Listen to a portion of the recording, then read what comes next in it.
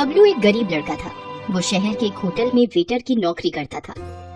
बबलू दिमाग का बड़ा तेज था। अपनी मीठी बातों से ग्राहकों का मन मोह लेता था। इससे उसे अच्छी खासी टिप मिल जाया करती थी, मगर फिर भी कभी कभी उसे ऐसे ग्राहक मिल ही जाते जो बड़े कंगले होते थे। ऐसे ग्राहक न तो खुद अच्छे से खाते थे और न ही टिप देते थे। एक दिन इसी तरह का एक ग्राहक वहाँ आया। बताइए साहब, क्या लाऊं? खाने में क्या क्या है? चिकन में chicken handi, chicken Pathani, chicken Lakhnavi, chicken kadhai. Mutton में mutton kofta, mutton masala, mutton Mughlai.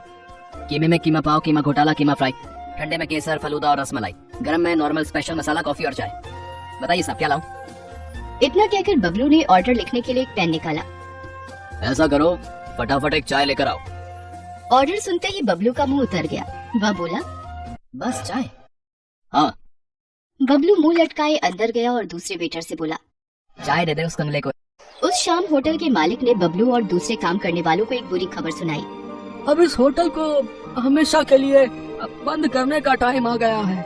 क्या हो गया सेठ? इस जगह के मालिक ने ये जगह किसी पिज्जा हट वाले को बेच दी है। अब यहाँ होटल नहीं, पिज्जा की दुकान चलेगी। इसलिए आप सब लोग अपना अपना इंतजाम देख लें। इस पिज्जा हट ने तो हमें ही हटा दिया। होटल बंद हुए कुछ दिन बीत गए। बेचारे बबलू को कोई काम नहीं मिला। वो अपनी छोटी सी खोली में उदास बैठा था। तभी उससे मिलने उसका एक दोस्त रघु वहाँ आया। रघु को देखकर बबलू बहुत खुश हुआ। उसने उसके लिए गर्मा गर्म चाय और पकौड़े बनाए। वाह, क्या पकौड़े बनाए यार तूने। ये तो जैसे मुंह में घुले से जा रहे हैं। एक काम क्यों नहीं करता, तू चाय और पकौड़े का एक छोटा सा ढाबा खोल ले यार। अरे यार, मैं कैसे कर सकता हूँ धंधा? और ये चाय पकौड़े का भी कोई धंधा होता है? अबे पकौड़े का धंधा कोई मामूली धंधा नहीं है मेरे भाई। मेरे मोहल्ले में एक पकौड़े वाला रहता है, लक्ष्मण। कम से कम 3-4 हजार का गल्ला है उसका रोज का।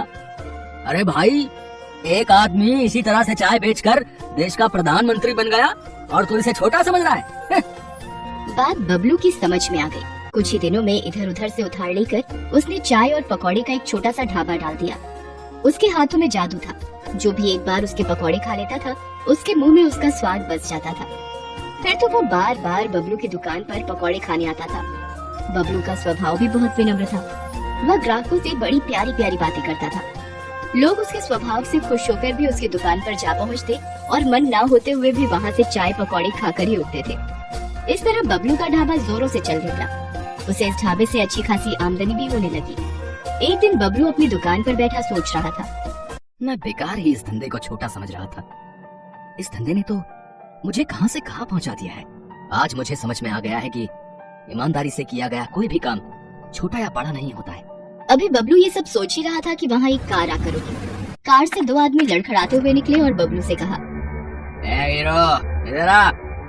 बबलू ढाबे से निकलकर जल्दी से उनके पास गया। उनके मुंह से शराब की बू आ रही थी। एक काम कर, 2 प्लेट आलू पकौड़े, 2 प्लेट प्याज पकौड़े और 1 प्लेट मूंग दाल का पकौड़ा लेके आ जल्दी से।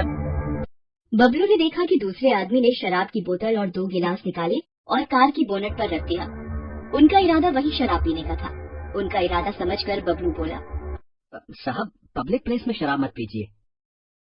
अबे जा, ज्ञान मत दे, ऑर्डर ला जल्दी से। बबलू जल्दी से ऑर्डर लेकर आया। उन दोनों आदमियों ने वहाँ शराब पी और पकौड़े भी खाए। फिर दोनों वहाँ से जाने लगे। तभी वहाँ बबलू आया और बोला, साहब, पैसे तो देते जाओ।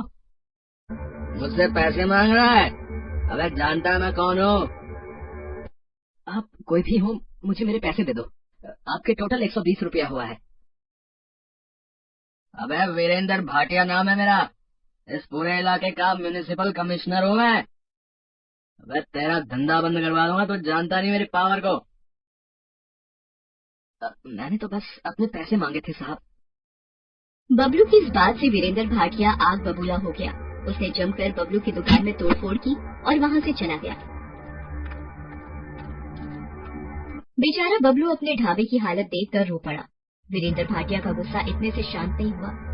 अगले दिन बबलू को दुकान बंद करने का नोटिस मिल गया म्युनिसिपालिटी से। बबलू पर तो जैसे आसमान ही गिर पड़ा। दुकान के बंद होने से सिर्फ बबलू को ही नहीं, उन लोगों को भी परेशानी होने लगी जिन्हें बबलू के चाय और पकौड़ों की आदत लग चुकी थी। एक दिन बबलू अपनी खोली में उदास बैठा था। तभी वहाँ कुछ लोग आए। बबलू उन्हें पहचान गया। वो सब उसके रोज के ग्राहक थे। अरे बबलू भैया, अरे और कितने दिनों तक ऐसे ही बैठे रहोगे हैं? अगर अभी कुछ नहीं किया गया तो इस भाटिया की मनमानी बढ़ती ही जाएगी, बता रहे हैं। आज तुम्हारी दुकान बंद की है, कल हो सकता है पूरा बाजार बंद कर दे। तो मैं अब कर भी कह सकता हूँ। तुम हमारे साथ उस भाटिया के ऑफिस में चलो, हम वहीं विरोध प्रदर्शन करेंगे। इस तरह बबलू उन सब लोगों के साथ चला। इतने लोगों के साथ होने से उसकी हिम्मत भी बढ़ गई थी। वो भाटिया के दफ्तर पहुंचा और अपनी दुकान खुलवाने की मांग की।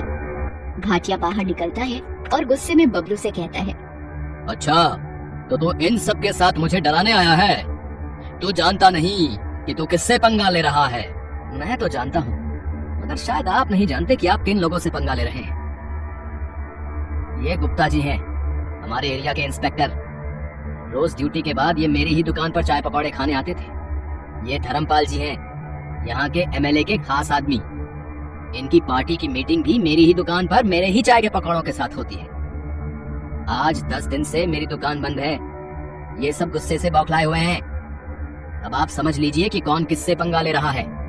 ये छोकरा ठीक ही कह रहा है। पुलिस और नेता लोगों से पंगे लेना ठीक नहीं है। ठीक है, मैं तुम्हारी दुकान खोलने के कागज तैयार करवाता हूँ। फिर भाटिया अंदर जाता है और बबलू की दुकान का परमिट लाकर उसे दे देता है। इस तरह बबलू की होशियारी और लोगों के साथ से उसकी दुकान